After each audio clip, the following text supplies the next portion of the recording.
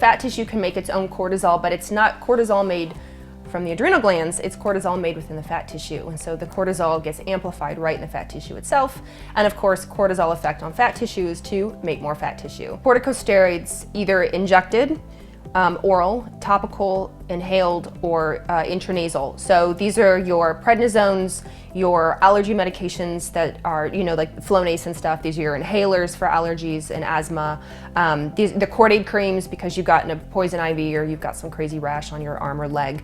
So the longer those are used and the stronger the dose, the more suppressive they are to the adrenals and can induce full adrenal insufficiency. And what's interesting is that even after stopping it for 6 months, that a significant amount of users still had adrenal insufficiency.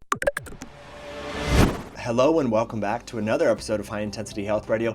Thanks for tuning in and subscribing. I'm your host, Mike Munsell, and today we're going to talk about adrenal fatigue with Dr. Carrie Jones, and she's going to really tell you, does adrenal fatigue really exist, and some different lifestyle choices, medications that may or may not affect adrenal health, and ways that the adrenal glands can affect hormone production, particularly in women, but also in men. And so we're going to talk about hair loss for both men and women. We're going to talk about belly fat and how belly fat can produce its own cortisol. We're going to talk about different topical steroid creams and even anti-allergy asthma medications and Accutane and how that can affect the adrenals. So really important stuff, and she's a perfect person to talk about this. I've known her since 2011, and when I first met her, she was just a complex thinker. I knew right away she thought deep. And so today we really took a deep dive into adrenals, adrenal fatigue, and really defined, like, does adrenal fatigue exist? And I think you're going to be surprised at her answer. So I hope you enjoy this episode. And again, if you're listening to this in iTunes, thanks for tuning in and thanks for subscribing. If you're watching over on YouTube, hello and thanks for tuning in. Please subscribe to the channel as well, because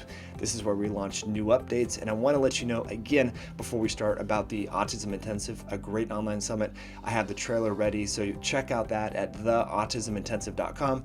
Wonderful interviews, Dr. Ben Lynch, Sid Baker, Jeff Bland. I mean, there's a whole list of amazing people that I think you'll really enjoy learning from. So even if you have older children or you're not affected by a child with autism, ADD, ADHD, I think you'll really benefit from the info, because we really took a deep dive into dietary strategies, environmental toxins, ways to improve gut health and restore immune tolerance, so folks with autoimmunity and allergies and atopy can benefit from that as well. Again, the URL is called theautismintensive.com. You can also find that by watching the show notes below this video or on the show notes that I posted for Dr. Carrie Jones.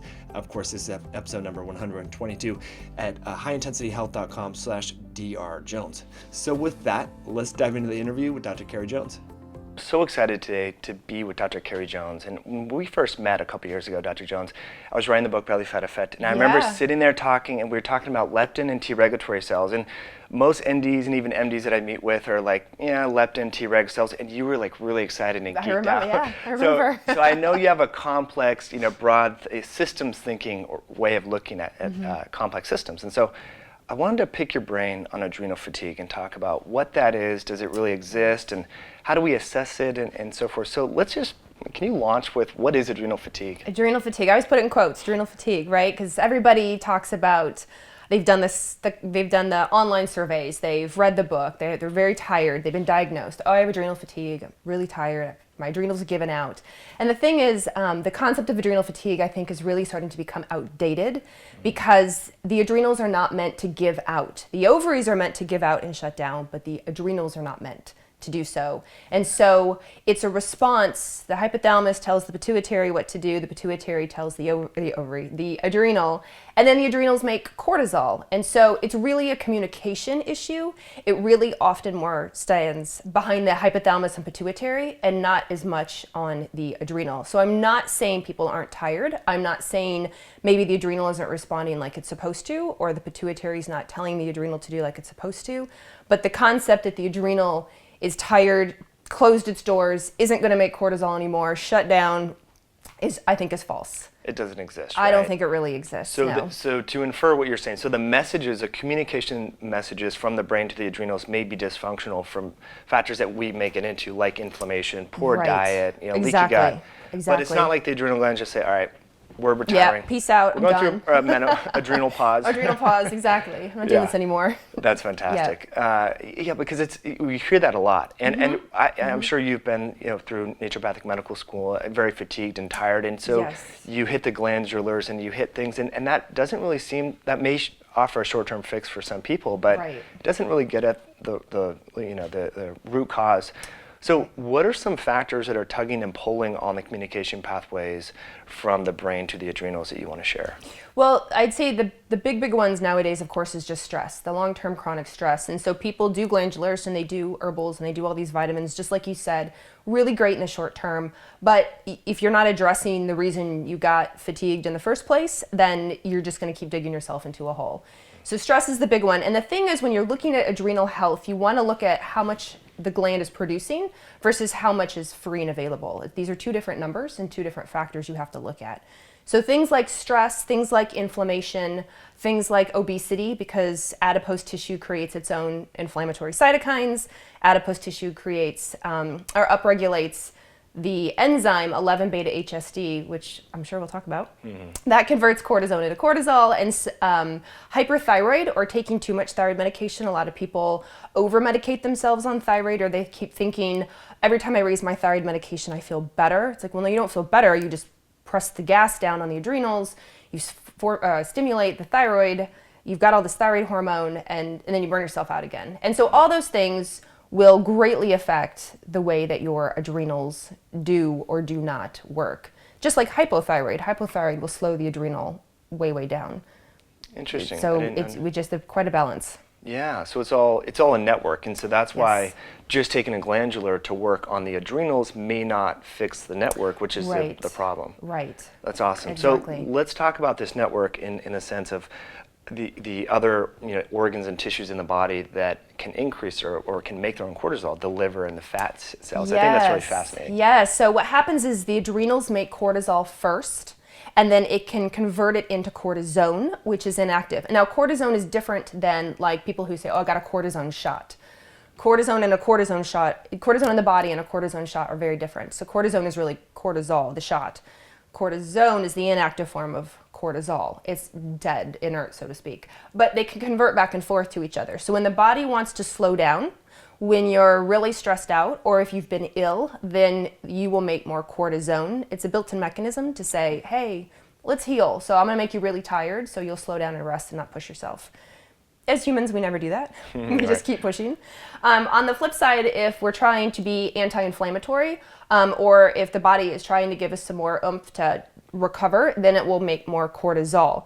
The problem is certain tissues will do it more than others, like adipose tissue, fat tissue. And so you hear on the commercials all the time, you see the ads where they talk about the abdominal weight gain and how it's high cortisol. And it truly is. Fat tissue can make its own cortisol. It will take that cortisone and reactivate it into cortisol regardless of the adrenals. Oh, it's amazing. It's so not fair. Right. And so let's talk about this cortisol production. And so some of the research that we were sharing, before this interview from Rainer Straub and others, show that the extra adrenal, so the extra adrenal tissues such as the liver and adipose tissue, when they're making this cortisol, then that will have suppressive effects on the brain to adrenal axis, so that the brain will say, oh, there's enough cortisol. The adrenals don't need to release it, and then that can maybe mimic signs of adrenal fatigue. Do you want to dive into that? It can, because if you like you were saying, so the fat tissue can make its own cortisol, but it's not cortisol made from the adrenal glands, it's cortisol made within the fat tissue. And so the cortisol gets amplified right in the fat tissue itself. And of course, cortisol effect on fat tissue is to make more fat tissue, which is different than cortisol made from the adrenals, because the hypothalamus is telling the pituitary to tell the adrenals to make cortisol or not to make, like, hey, feedback, let's not do this, we don't want to do this right now. Slow that cortisol production. That's important also to discuss, because the brain to adrenal connection, as I understand it, oscillates in a circadian rhythm. Yes. So that's going to be a pulsatile, release, and so the adrenal gland should fire cortisol in the morning to get us out of bed and to fire us up. But if the fat cells are inflamed and on fire and there's excess adipose tissue, they may be cranking out cortisol all the time, and so people may feel overly anxious and insulin resistant. Do you want to talk about? Absolutely.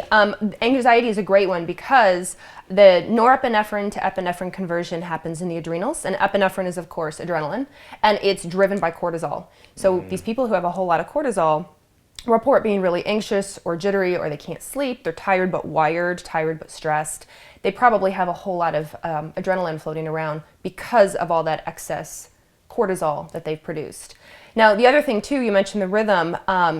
What can happen is that you're supposed to, like you said, high in the morning, low at night, but people can make cortisol, just have a rhythm issue. So maybe they don't make any in the morning. Maybe they don't have that normal awakening response, so they wake up tired, they wake up drained, they wake up, dead until they get their caffeine to get them going.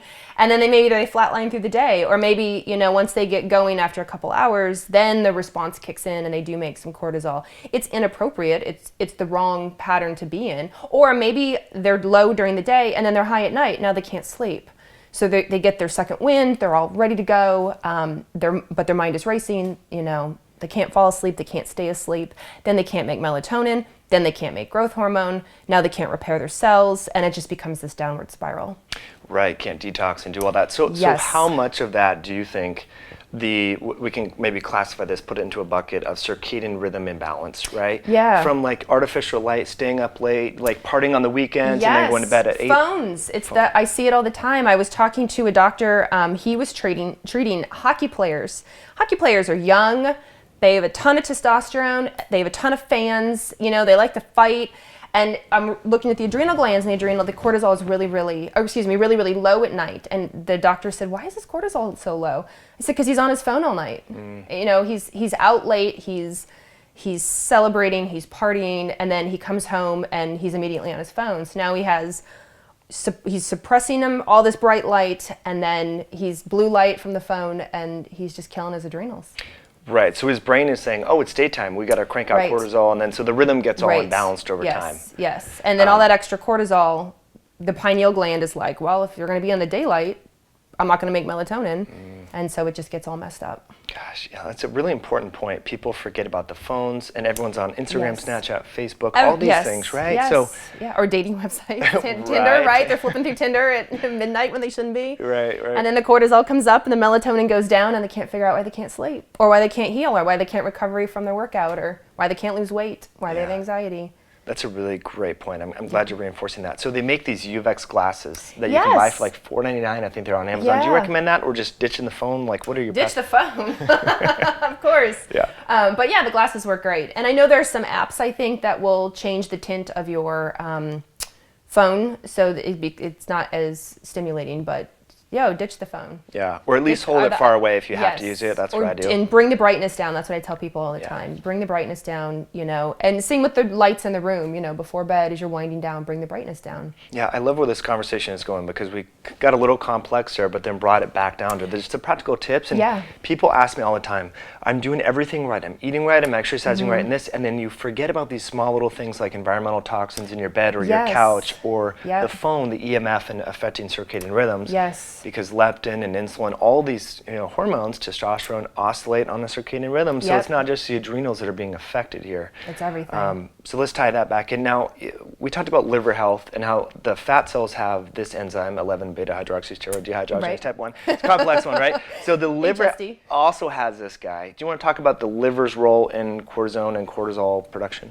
Sure. So like I said, when the adrenal gland makes cortisol, the kidneys can deactivate the cortisol into cortisone. So before it gets flushed out to the body, the kidneys go, whoop, flips to cortisone, out it goes. Whereas as it's circulating, if the body is converting it to cortisone, then the liver can reactivate it into cortisol, just like the fat cells can. So it's this nice balance back and forth. And a healthy, normal human being, certain glands turn it off, certain glands turn it on. It depends. Do you need energy at the moment? Or do you need anti-inflammatory? Or do you need to calm down and heal? And so, like I said, in a healthy person, it should be a nice ebb and flow back and forth. I see. Does it always happen? Absolutely not. If your liver's toxic, if you've got a lot of exposure, if you're drinking a lot, blood sugar, insulin issues, high cholesterol, triglycerides, you're not going to have the healthiest liver. Therefore, you're probably not going to have the healthiest cortisol shuttle. Right. That's important because we're seeing non-alcoholics, steatohepatitis, fatty liver from yes. too much dietary carbohydrates and sugar causing lipid deposition in the liver. So Yes. liver health is important for adrenal Yes. health. That's Yep, absolutely. For everything, right? Hormone processing, yep. Anything processing. As an ND, I mean, you specialize in hormones for quite a while. Do you recommend people just, prophylactically take milk thistle and choline and things for the liver? I do, absolutely. Even simple stuff, because people will go, I can't remember to take pills. I'm like, well, drink detox tea. I mean, it sounds goofy, but, like every little bit helps. Yeah. Anything you can do, have your greens, make your smoothie with the healthy stuff, eat artichokes, and take choline if you can. And yeah, milk thistle is so protective for the cells themselves that I think we need it. In this day and age, it's unfortunate we need it. Yeah.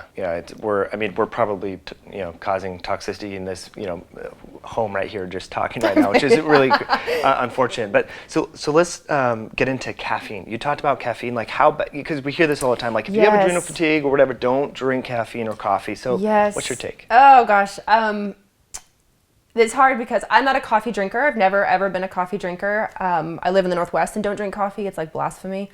But I do drink green tea, and I drink green tea every day. And so I have this, it's hard for me to say, oh, caffeine is really, really bad for the adrenals because I myself am drinking caffeinated green tea every day. But I think there is a point when people rely on caffeine to get going and subsequently drink a lot of caffeine, whether it's soda, whether it's coffee, whether it's 5-hour energies, whether it's the energy drinks, all these, I think then it becomes like whipping a dead horse. You've got to go back to, why do you need all that caffeine in the first place? If you're just having a cup of coffee because you like the smell, you like the taste, it's like your morning routine, you have, like me, you do some caffeinated green tea, or Earl Grey or something, that's, I think, different than the person who's dependent on it because they burn themselves out so much. The communication from the brain down is like, please slow down, please stop, please take care of yourself. And our society just doesn't do it. Yeah. And so I think caffeine, there's sort of a continuum of like a healthy amount versus you've ruined yourself and now you're so dependent on caffeine, now you're whipping a dead horse. So I have a hard time saying no caffeine, but like, let's go back to the cause in the first place. Right. So if you can't get out of bed without coffee, then that's a problem. But if you just enjoy your morning routine of a cup of coffee in the newspaper, probably fine. Okay. Yep, probably fine. What about alcohol? Alcohol is a really interesting one. One, because they say any more than 2 glasses of alcohol will raise estrogen, and it's because of the effect on the liver. Alcohol has a lot of it has a lot of sugar and carbohydrates, raises insulin, and can really be detrimental to the sex hormones, estrogen, progesterone, testosterone, and then of course the adrenals. Now, the occasional glass of alcohol, no big deal. But if somebody's drinking 2 glasses of wine every night to unwind when they get home from work, probably a problem. And probably a bigger problem because they're relying on the red wine to relax them and calm them down. And so they have other stuff going on. They have neurotransmitter imbalance, they have adrenal imbalance. They've got all sorts of stuff and they're using the wine to calm it down. Right, and they justify it by saying, well, I heard a study that said 2 glasses of wine is great for heart health, so 3 is probably good as well, right? Right. Yeah, that's pretty funny. Interestingly, though, so I do heart math, which is a similar way to look at parasympathetic-sympathetic ratio, and after having 3 glasses of wine, this was on vacation, it was really easy to get into that parasympathetic state. I was really surprised. So there's some physiologic effects there, which is pretty interesting. Absolutely. And again, like I'm saying, I'm not saying no, don't drink ever. The occasional is fine. Vacation, celebration, but once it's your thing, once it's kind of like coffee, once it's your crux, then it becomes a problem. Yeah, great point. Yeah. So we're going to get into sex hormones, but I think we got to finish off the adrenal and cortisol and things with some different medications. And I was really profound to hear you talk about asthma medications, I think, and then over-the-counter, steroid-based cortisone and so forth. Yeah, there's a great research study. Well, there's a couple, but corticosteroids, either injected oral, topical, inhaled, or intranasal. So these are your prednisones, your allergy medications that are, like Flonase and stuff. These are your inhalers for allergies and asthma. The Cordaid creams because you've gotten a poison ivy or you've got some crazy rash on your arm or leg. So the longer those are used and the stronger the dose, the more suppressive they are to the adrenals and can induce full adrenal insufficiency. And what's interesting is that they said even after 6 months, even after stopping it for 6 months, that a significant amount of users still had adrenal insufficiency. Wow. So it can take, so people will ask me like, well, I do allergy medication. I don't mean the antihistamines, I mean the ones that truly have steroids in them. They'll say, oh, I stopped it a while ago, why am I still tired? I'm like, well, it can take 6 months or more. And it depends how long you use them. If you're a regular asthma person who uses their inhaler every day, and you have since you were a kid, it's going to take a long time for your adrenals to bounce back from that. Yeah. Versus just, oh, I needed it yesterday, and that was it. Right. Yeah. And the folks that have been on like prednisone for autoimmune disease, for IBS and Crohn's and psoriasis, what about those folks? I see it on testing. I see it really suppressed. Often. It gets misdiagnosed, or not diagnosed, but like, oh my gosh, it must be Addison's. You must have Addison's. And maybe because they have autoimmunes tend to run together, and Addison is an autoimmune, but really I'm like, they're taking 20 milligrams of prednisone every day and have for 5 years. Yeah. It's a feedback. The adrenals are like, I'm out. Right. You're on prednisone, do your thing. So how do you restore that communication system? Any tips? Well, it's really hard when they're on it, but if they choose to go off or have managed to get themselves off, then I do a lot of sort of what we talked about with rhythm. So getting up in the morning, a lot of light exposure, getting those happy lights or the bright light in the morning, not being on their phone at night, dim lights at night, just trying to reset the circadian rhythm. I do melatonin at night if I need it. I do, there's certain herbs that help a lot with communication. So maca is a good one.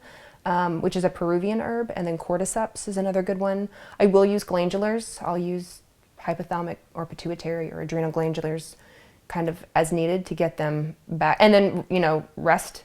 You can't whip a dead horse. So right. If their adrenals are down and trying to build themselves up, I tell people don't go and use that energy. If I give you energy, don't go and use it. Put it in the energy bank. Right. Save up. Yeah, it's amazing the power of rest and vacation. And yes. Which we just learned at the last conference that we were both at. Yeah, Ben Lynch, he said, go on the beach and walk barefoot. And I was like, okay, doctor's orders. Right, pretty powerful. Yeah, it's amazing. This is what we're talking about, avoiding your cell phone, go on vacation. I mean, 50 years ago, doctors would listen to this and be like, what are you talking about? Yeah. Like, this is what we're learning in 2015. Yeah, right? But it's very applicable, and it's really interesting. Exactly. I want to talk, before we get into rest and, looking at catabolism, I know that's a way you can assess that. I'm going to forget about Accutane, and I think it's really important. Yes, so Accutane, interestingly, I just learned Accutane can suppress a lot of the hormone production. So it'll lower like LH, so you'll have low progesterone. It can lower low testosterone in men, but it will also lower ACTH, which is what stimulates cortisol production. But they think the mechanism behind it is it induces permanent apoptosis, which is death of the cells in the hypothalamus, and specifically also in the hippocampus. And the hippocampus, of course, is where our short-term memory is.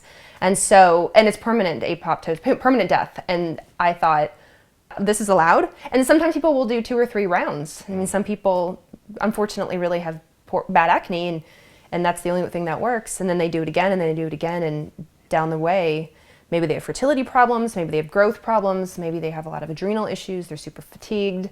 It can be really bad. Yeah, the hippocampus and hypothalamus are 2, I consider, major, parts of the brain that you definitely don't want to induce permanent apoptosis. That sounds a little scary. A little bit, yeah, a little bit. To have your short-term memory,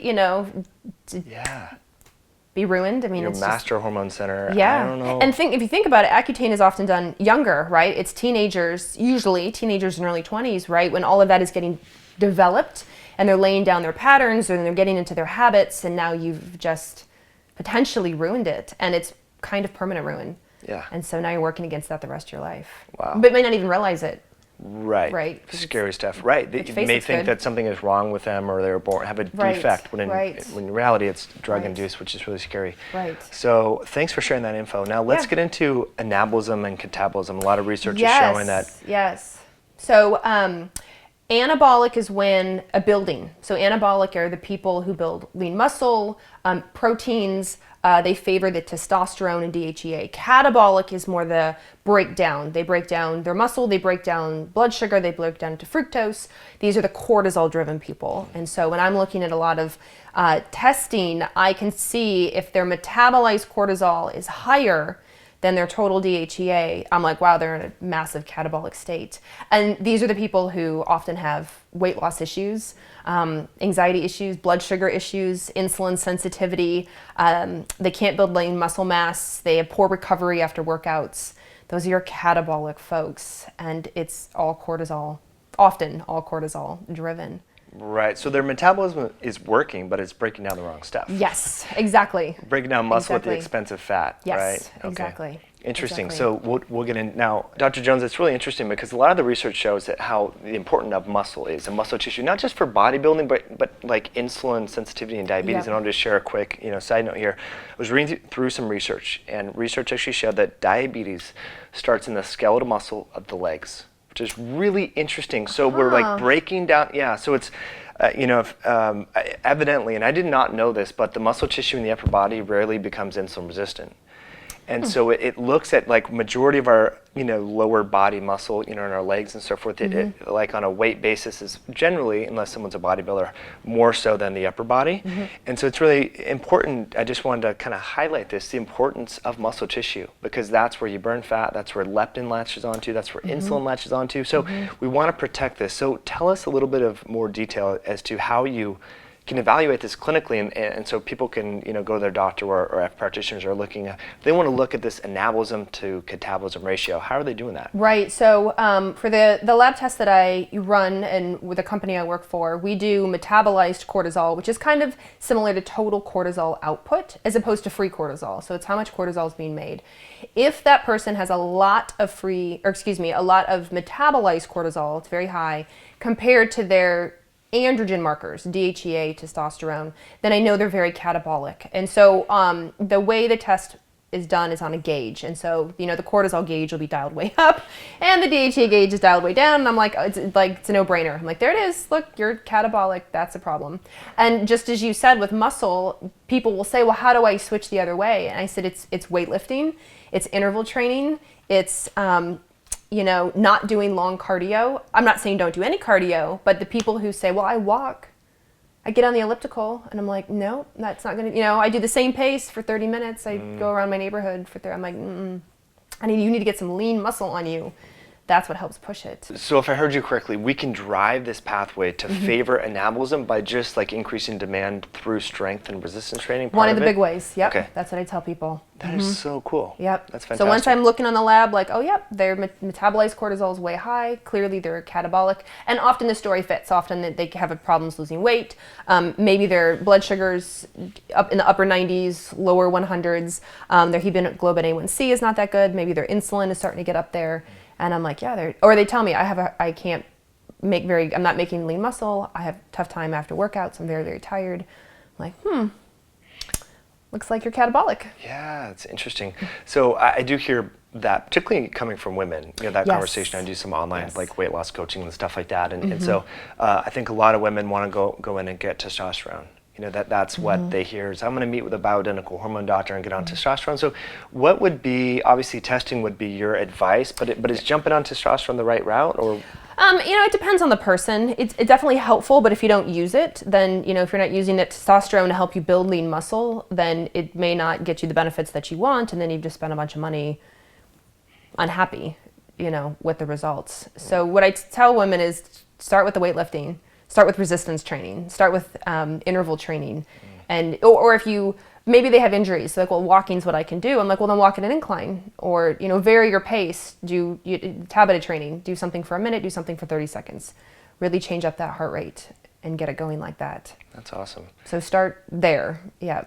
Yeah, I had a male friend who was 41, had the symptoms, belly fat, kind of metabolic syndrome, and jumped on testosterone because he had low libido, couldn't put on muscle, and it didn't work for him. Kept upping the dose and nothing worked, and we learned about this enzyme called aromatase. Do you want to talk about what that does? Yes. So aromatase is what takes testosterone and converts it into estrogen, especially in fat tissue. So it's called aromatization.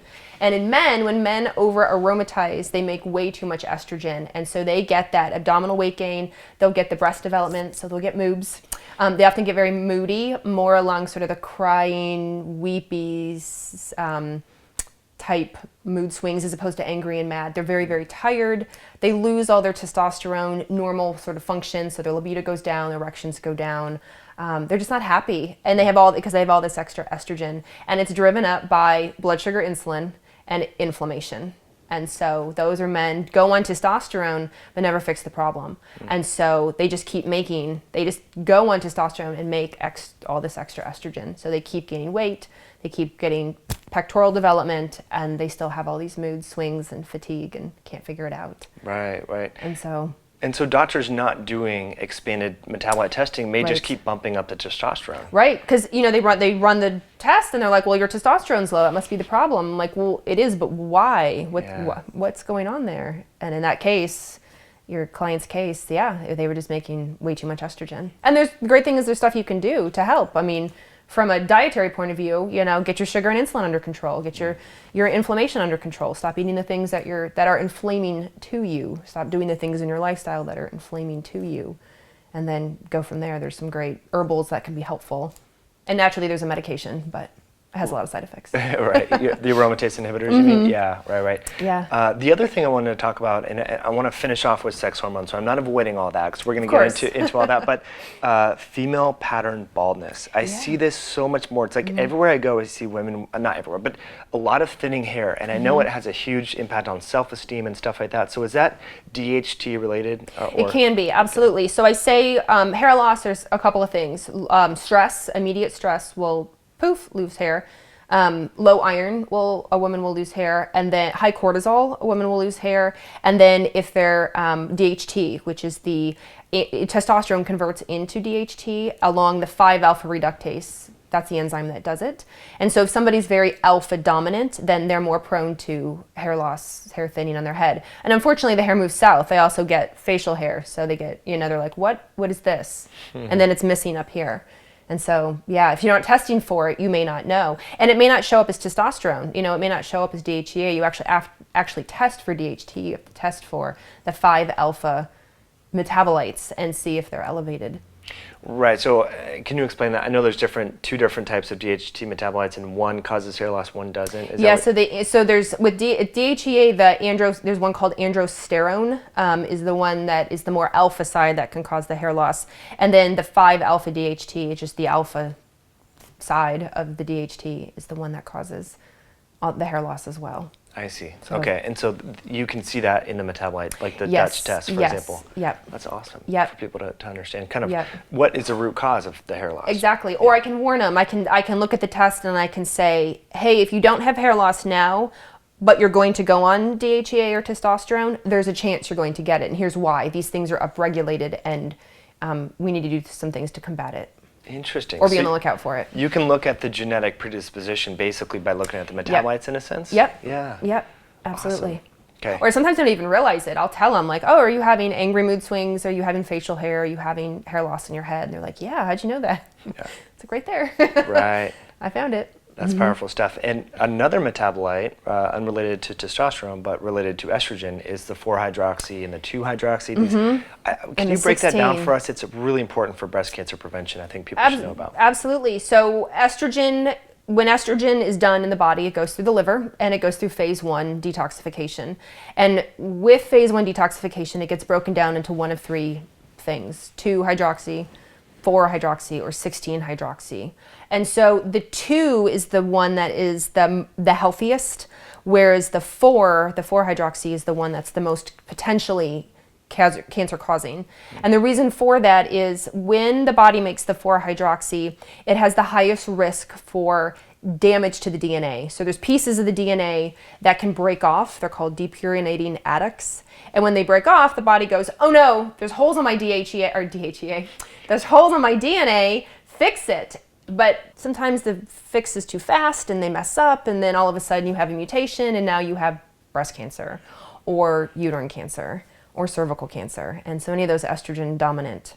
And if they doesn't get all the way to phase 2 detox and get methylated, which sort of neutralizes it, then they're at really big risk.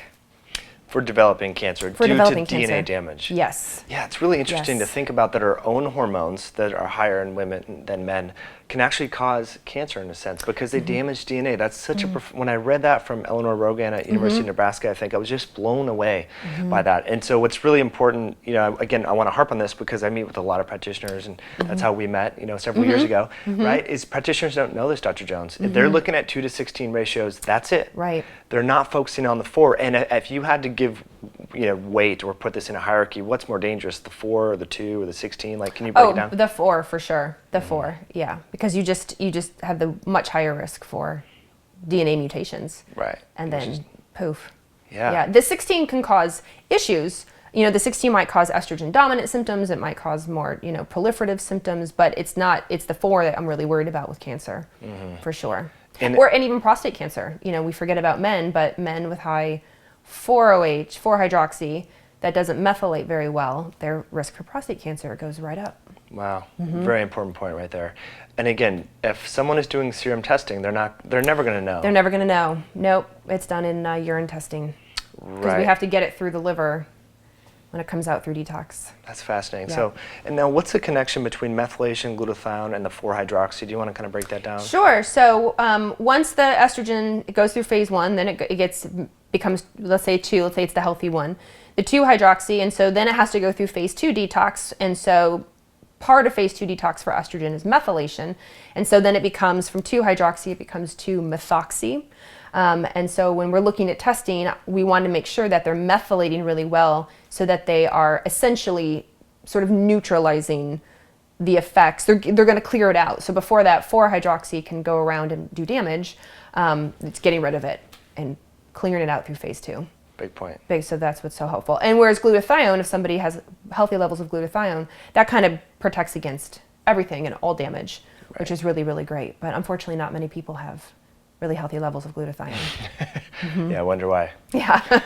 That's fascinating. So I've read some research too on sulforaphane from the broccoli seed cruciferous vegetable phytonutrient and how it really upregulates quinone reductase, which is kind of the enzyme that will take the 4-hydroxy back, you know, through that pathway. So that's really interesting. And I know Dr. Lynch at the seminar talked about dopamine quinones, and there's all these nasty quinones that are equally damaging. Yeah. And so that's one to keep in mind for folks that are like, I want to hear what you recommend, but that would be kind of my initial thoughts. But if someone comes in, you know, to your clinic or your lab and they have high levels of the 4-hydroxy, you know, they're not metabolizing the estrogen well, what are your recommendations? I'd have to say, like, my number one recommendation, which comes from the broccoli, kale, cauliflower family, is DIM.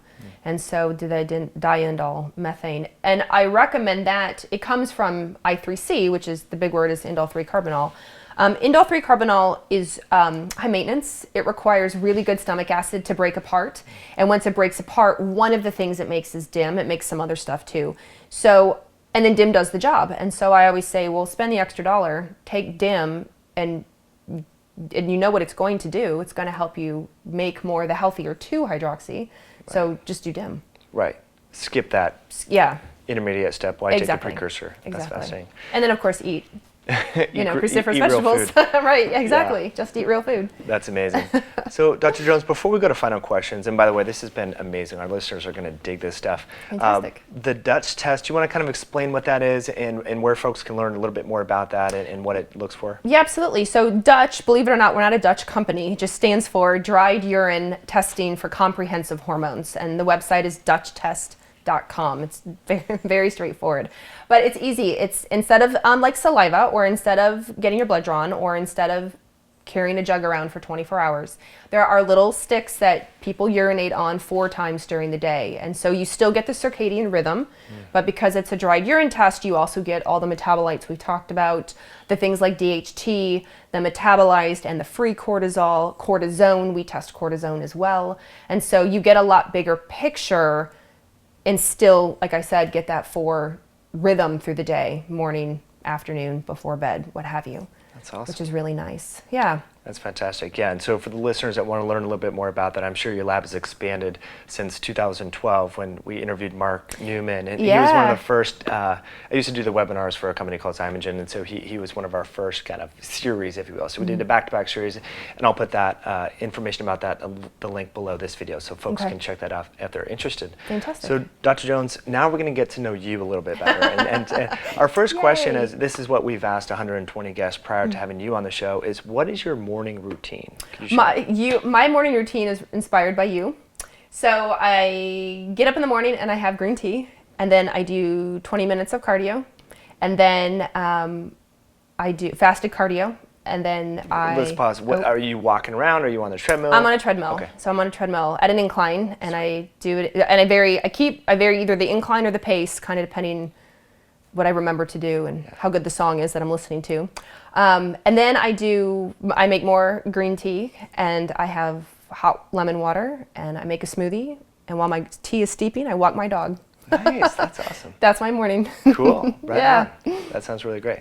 So if there was one herb, nutrient, or botanical that you just couldn't live without, you're stranded on a desert island, vitamin D and omega-3s are covered, what would it be? You know, I'd have to say, not so much stranded desert, but like the number one herb that I think really just helps women up, down, left, and right is chaste tree berry, Vitex. It's great for the hypothalamus pituitary ovarian communication. There's a lot of mixed research on what it does and how it affects LH and how it affects progesterone production. I've decided it's like a magic herb, and it's smart, and I just tell people, just take chaste tree berry if indicated, and it will just do its thing. It will know what to do. It's like an ovarian adaptogen. That's what I tell people. Nice. I love it. I use it for fertility. I use it for PMS. I use it for heavy periods. I use it for just overall hormonal blah in women who are still getting their period. If they're menopausal, it's not the herb for them, but chaste tree is my go-to unicorn herb every time. That sounds fantastic. Yeah. Now, frequently that's found with like black cohosh and all these different things. So do you like it as a standalone? I like it as a standalone. Okay. And I recommend women do it in the morning because the hypothalamus pituitary, which we talked about, is more active in the morning. That's when the train gets going and, you know, cortisol gets pumped out. And it's the same for hormones. And so, for the most part. And so I'm like, take it in the morning. Jump on that train and let's get you better. Get it going. That's fantastic. No one's mentioned that before. I know. I was really thinking about it yesterday. Like, that's my favorite herb. I love it. It tastes terrible. Oh, it tastes horrible. I've decided it tastes so bad that the ovaries are like, okay, I promise I'll work. I'll just do it. just I promise. Just keep it out of here. Yes. Oh my gosh, that's amazing. So if you were to bump shoulders, Dr. Jones, with President Barack Obama or a future president, maybe someone from the World Health Organization, and turn to them, just have 30 seconds to share with them a lifestyle or health tip, what would you tell them and why? You know, given that the whole conversation today is about the adrenals, you see on social media a lot about hustle. Have you been seeing that? Like, keep your hustle strong, and it's all about the hustle and your hustle game. And I'm like, no, stop hustling. You're killing your adrenals. Don't hustle, or hustle a little bit, or hustle and relax. Hustle and take care of yourself, really, ultimately. You know, go on vacations and say no and set boundaries and sleep well. Get off your phone. Yeah. Stop. You don't have to hustle all the time. Right. Because then we have to pick up the pieces on our end when we're doing the lab. Right. Oh, that's a great perspective. Yeah. Yeah. You know, it's funny on Instagram and Twitter, particularly those images where they're like the Yes. memes and whatnot. Yes. The hustle thing has really taken off. And it really, I mean, I get it, it's popular, and I know it's very, you know, cool to put it out there. And I think a lot of people are truly, you know, living their passion, and they're hustling and they're creating businesses and they're doing really great things, but then they're blowing out their adrenals and because they're not taking care of themselves. And Right. it's unfortunate to see as a healthcare practitioner. Yeah. So like hustle and balance, that's what I would say. Hustle and find balance. Do some hustle intervals. Exactly, right, exactly. That's really Hustle great. for a while, then just stop. Read a book. Love it. So Dr. Jones, Yes. if folks want to connect with you online and so forth, what's the best channel, maybe website? Where can Absolutely. It's www.dutchtest.com. Cool. Very straightforward. And my information is there, the lab information is there, and people can definitely get a hold of us. Fantastic. Our tests are on there. We have a whole library of free videos. You don't have to be a healthcare practitioner to learn more about this. The videos are short, they're about 10 minutes apiece, and they explain adrenals, sex hormones, cortisol, cortisone, testosterone, you know, women's health. So go learn, Love it. take it. Fantastic. Yeah. Well, thanks again for coming on the show. Really enjoyed Yeah. this message and knowledge. And folks, you can access the show notes if you're watching this on YouTube at highintensityhealth.com/drjones. Well, that concludes this episode of High Intensity Health Radio. Thanks again for tuning in, and thanks for subscribing and sharing a moment of your day with us.